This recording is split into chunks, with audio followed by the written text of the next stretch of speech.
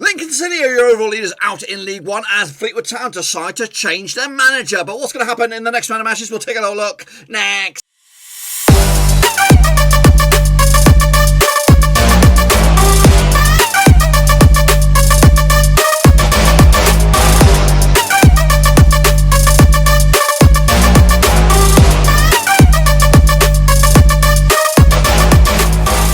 Right, folks, back once again with another pretty show today. We'll take a look at match day number 21 or 22 or I don't even know, 23. I don't know, it's catch up out in League One and we'll get to that in just 1 second. If you're new to the channel, stop what you're doing, smash that subscribe. We'll keep it back at all things Blackburn Rovers related, League One related, whoa, football related. Back here at home, of course. Joey Barton no more. I don't know why that happened. I thought he did an okay job. They're sitting 10th for the table, of course, in a very, very tightly packed thing. I guess maybe, of course, since that, of course, Ched Evans has left for Fleetwood. Maybe there was a disagreement in that, or I don't know. But to be honest, I think it's a bit of a surprise. And now I'm not too sure. I'm not too sure if I believe in the Fleetwood Town anymore. I think that's the loss of manager will probably change my whole spectrum of Fleetwood. As I thought they were realistic contenders for that. We'll talk more about that in a minute. On a big shout, of course, to the Patreon. We did get to 25. I think I did mention it before. So a big shout out to the current guys who are still hanging in there. Of course, John Spurn, of course, the legend. Of course, LG and Cow, Russell Frost, Joachim Jakobsen, Daniel Mellor, Bianca Miller, William, of course, the Shepherdmeister, Ultra Omir, Nathan Eva, Chris Wilson, Jack Holmes, Olaji Ojo, Max Sangari, Shane O'Donnell, Achman Sochi, Miles Austin, Jan Humphrey, Stephen McNeil, Tom Steen, and the D-Man, of course, Blue Orbit, of course, get us over the line with a big late patron, of course, on New Year's Eve. So today we're going to play a bit of catch up, of course, take a look at your picks back, of course, bring up to date with, of course, the latest round of matches. So let's kick it all off. We'll take a look at the last round, which was, of course, the New Year's Day-esque kind of fixtures. There was only 6 games that took place. Accrington Stanley against Portsmouth was not one of them. Rochdale against Belton Kings Dons was not one of them. Shrewsbury against Crewe was not one of them. Swindon Town against Wigan was not one of them. Wimbledon, they did play Lincoln City and they lost. That was one game. It did take place, of course, on the 2nd of Jan. Teo Induna on the Tom Hopper as well for Lincoln. Ollie Palmer getting the consolation goal for Wimbledon. Too late for them. Actually went with a 2-0 win myself. Not too shabby. Bristol Rovers surprised us all with a 2-1 win over Blackpool. I actually went with a draw myself. Goal scores on the day for Bristol Rovers. Brandon Hallan with Sam Nicholson as well. Gary Medina on Scotia Blackpool, but again, too late for them. But Albion, again, changed their manager. Jimmy Floyd's back, of course, to cause some Dutch magic for them, but they lost pre his appointment. 5-1 win. I think that was the story at the end of the day for Burton. Goodness gracious me, 5-1 loss. Goodness gracious. The goal scorers on the day, Matty Taylor, Olasamai Shadipo and Josh Ruffles and scored. Kane Hemmings getting Burton a consolation goal again. 2-0 today. I went with a 2-1 win for Oxford. Not too shabby. Hull against Charlton did go ahead. 2-0 win for Hull to get themselves back in the contention. Hakeem Akadunkum on the score with Greg Doherty as well. Darren Prattley get himself sent off. What a Pratt for Charlton. Meanwhile, Northampton Town against Sunderland also played and ended up all square. 0-0 in the end. Actually went 3-0 win for Sunderland. The Lee Johnson effect not really working at the moment. I'll have to see about that. Plymouth though, they did also beat Gillingham 1-0. Luke Jebbett on the score sheet with a 1-0 win for them. I actually went with a 2-2 draw myself. Fleetwood Town, they did not play, and neither did Peterborough. As you can see, got myself 3 out of 6, which is pretty okay, but not brilliant as well. Take a look at the leaderboard as it stands, or the table. Lincoln City are 4 points clear over Hull, who have a game in hand. We're 2 points clear over Pompey. Doncaster up to 4th as well. Peterborough and Charlton, of course, games in hand all over the place. Ipswich and Accrington Stanley not too far away either. Down the foot of the table is Burton, Swindon, Wigan and Rochdale going down. Wimbledon not too far away either as well. But that could all change. Goodness gracious me. What am I doing? What am I bloody doing? So let's kick it on further then. Let's take a look at, of course, the next round of matches. Then, in fact, let's bring you up to date with what you'd missed prior to this. So here we bloody well go.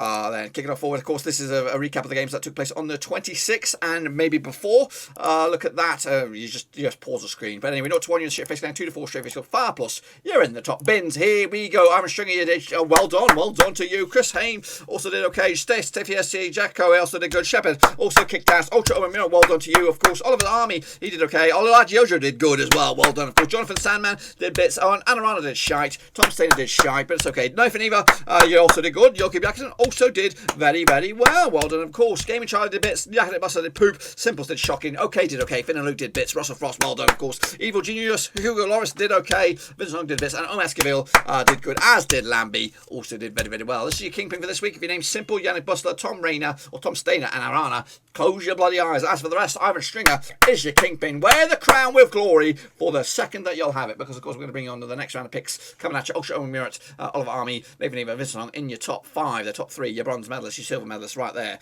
Of course, let's take a look at the next round of matches that took place on the 29th of December, midway between, of course, Boxing Day and, of course, New Year's Day. Let's take a little look at it, shall we? 0 to 1, you're in the shit-faced gang. 2 to 3, straight-faced club. And, of course, 4 plus, you're in the top bins. Here we go. Of course, Nathan Eva, you were up in that top left-hand corner, but the picks that you put in there were for the championship, so I don't know what's gone on there. So, Jonathan Sandham, you did all right. Baskerville also did shocking, but it's okay. Rad Lad, you did poop. Ultra also had a shocker, as did Tom Stainer, as did Olaji Ojo, as did Joachim Jackson, also had nightmares, of course. Yannick Buster did poop. Okay, did also did shocking, as did Gaming Channel, as did Vincent Long. Absolutely shocking. Jonathan Sandman, you're coming out there with a bit of looking very, very good, of course. Russell Frost, well done to you, though. Of course, STFC Janko also had a shocker indeed. But this is the leaderboard for this week. If your name is that, all in there. In your bronze medal positions, you did poop. But Russell Frost and Jonathan Sandown, they're the ones that come out of this with a bit of credit on match day number 21. Kicking off further into match day number 22. These are the ones that we just talked about right here, right now. And there's the criteria right for your very eyes.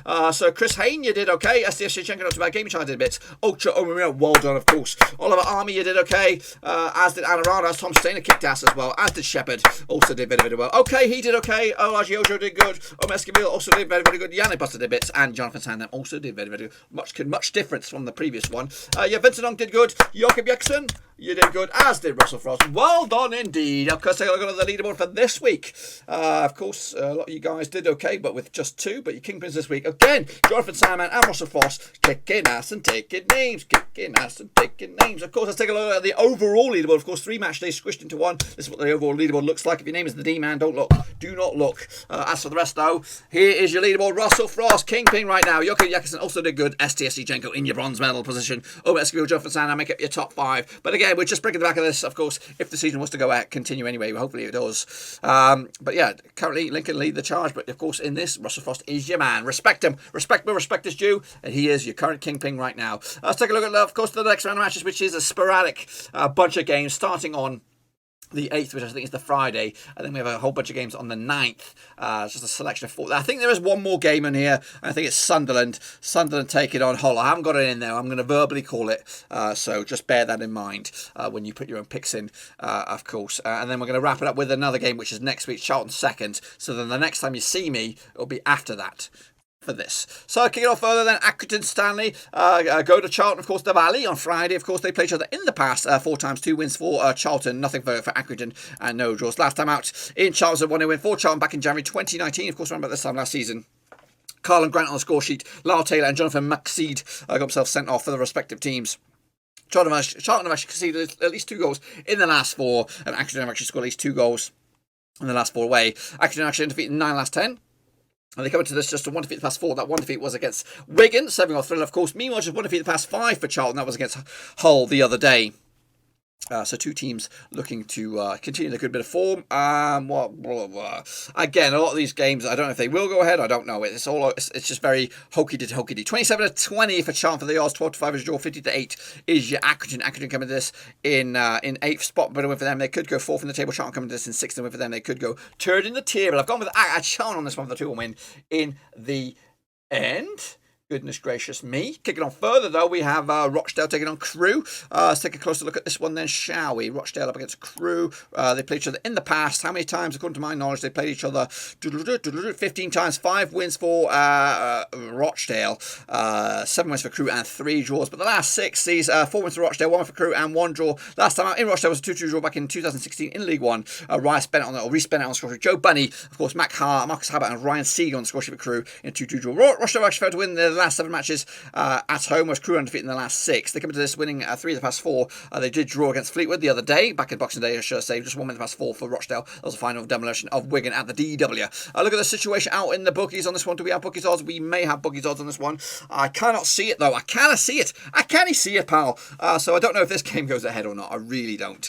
It's so messy. So messy right now. It's Lionel Messi. I don't know, but I'm going to call it anyway. I'll tell you. I'll call it in a minute. Well, Rochdale coming to this in 21st spot, but win for for them, they could go as high as 18th in the table. Whereas Crewe coming to this in, of course, 9th in a win for them, they could go 4th in the table. I've gone with Crewe on this one, 2-0 win away days. If it happens, I just don't know. Lincoln City up against Peterborough, a feisty one. This one, of course. Lincoln City are top. Peterborough down in 5th at the moment. They need to get themselves back into the thick of things, of course. Played each other in the past, according to my brain, 12 times, 3 wins for Lincoln, 5 wins for Peterborough, and 4 draws. The last 6 sees 3 for Lincoln, 2 for Peterborough, and 1 draw. Last time out in Lincoln was a 2-1 win for Lincoln back in New Year's. That was actually on January 2020. It was New Year's Day last year, of course. Ivan Toney on scoring for Peterborough, Tyler Walker and George Grant on scoring for Lincoln. Sidike Dembele, who did put a transfer request in earlier this week for Peterborough, got himself sent off. Lincoln City have actually won the last 3 matches in League One. They've also scored at least 2 goals in the last 3. They come into this 3 on the spin. Meanwhile, Peterborough actually undefeated in the last 3 as well, picking up 2 wins and a draw to boot. Look at the bookies' odds on this one. It does look like it's going to go ahead. 30-10 for Lincoln, 94 is your draw, 21-10 is your Peterborough on this one. Peterborough coming to this, of course, in 5th, and with them they could go 3rd in the table. Lincoln are actually top, and they will remain top no matter what goes on elsewhere. I've gone with on this one a 2-2 draw, point split right down the middle. I think Peterborough will be the happier at the 2 sides out of this one. Next up, we have Gillingham taking on Burton, of course. New manager Burton, of course. New manager bounce. Played each other 13 times, about 6 wins for Gillingham, 5 wins for Burton, and 2 draws. But the last 6 sees 2 for Gillingham, 3 for Burton, and 1 draw. Last time out in Gillingham was a 2-1 win for Burton back in 2019. Nathan Broadhead with a couple of goals there. Odesani Cisse on the score for Gillingham in a 2-1 loss for them. Burton have actually conceded at least 4 goals in the last 3 matches, but also lost the last 5. But new manager Jimmy Floyd's on the spin here with 5 defeats on the spin. They need to do something miraculous to turn the season around. Just 1 win in the past 6 though for Gillingham. That was against Rochdale, 4-1 win on the road. Look at the situation out with the bookies on this one then, shall we? Gillingham actually 11-10 for the W, 5-2 is your 12-5 is your Burton. Of course, Burton are actually in the drop zone, rooted to the foot table, but a win for them. They could close in on Swindon, who were 23rd. Of course, on the flip side, Gillingham are actually in a bit of trouble themselves. They're actually in 14th spot, but a win for them. They could go to the top half of the table, up as high as 10th in the table. I've gone with a draw on this one, Burton to turn the corner slowly but surely with Jimmy at the scene. Next up, they have Ipswich Town up against Swindon. They played each other in the past. According to my brain, they've played each other 20 times, 14 wins for Ipswich, 7 wins for Swindon, and 7 draws. But the last 6, last 2, in fact, has been 2 wins at 2 for Ipswich. Last time out at Ipswich in Portman Road, it was a 3-0 win for Ipswich back in January 2000. Goodness gracious, I don't even have the scores. It's that long ago. Swindon have actually lost the last 5 of the last 6 matches in League One.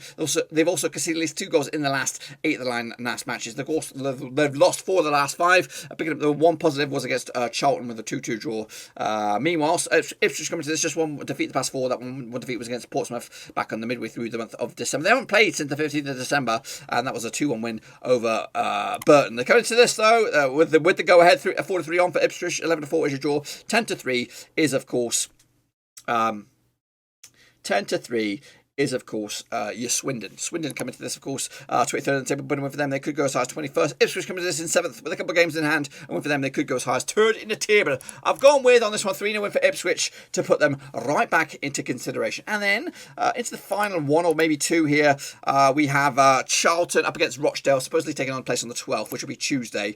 They played each other in the last 6. 2 wins for Charlton, 3 for Rochdale, and 1 draw. Last time out in Charlton, a 4-0 win at the Valley back in 2019 in May. Joe Adibo, Calvin Andrew Bibic for OG Lartail, and Christian Bilic on the score sheet for Charlton, a 4-0 win a couple of seasons back. Charlton have actually conceded at least 2 goals in the last 4 matches in League One. They come into this, of course, just 1 defeat the past 4. Of course, they would have played Accrington prior to this, so we'll see how they get on in that game. So basically, winless in 3, whereas Rochdale have just won once in the past 3 as well. That one was against, of course, Wigan. No bookies odds on this one. I don't know if it goes ahead, but again, Charlton with the possibility of 6 points on the table this next 10 days or so, they could go as high as 2nd in the table. Whereas Rochdale also playing double games, they've also got as high as 6 points on the table. They could go as high as 60th if they win both of them. I've gone with on this one Charlton to win 2-1 in the end. And I did mention that Sunderland are taking on hold potentially. I don't know. I haven't put it down here, but I'm going to say it anyway. Between these two sides, they played each other in the past 44 times, 22 wins for Sunderland. We've got 14 wins for Hull and 8 draws. But the last 6, he's 3 for Sunderland, 1 for Hull, and 2 draws. Last time out of the Stadium was back in the Championship in 2018. Was 1-1 win for Sunderland. Joe Asoso on the score sheet for Sunderland. Heading into this, of course, Hull just 1 win the past 4. That was against Charlton, of course, on New Year's Day. +1 on the flip side, Sunderland without a win, actually without a defeat in 3. Of course, with the Lee Johnson effect, but back-to-back draws for them. Drawing against Northampton on the last time around. Of course, drawing to Wimbledon as well last time around at Stadium of Light. No bookies odds. No bookies odds. Of course, a win for Sunderland in 11th spot, they could go as high as 5th in the table, but of course a win for Hull in 2nd, they could go as high, or they could remain in 2nd as well. I don't have it on here, but I'm probably going to go with a 2-1 win for Sunderland in the end. If I'm right, which I don't know if I will be, because the table could look like this. It could look like something completely different.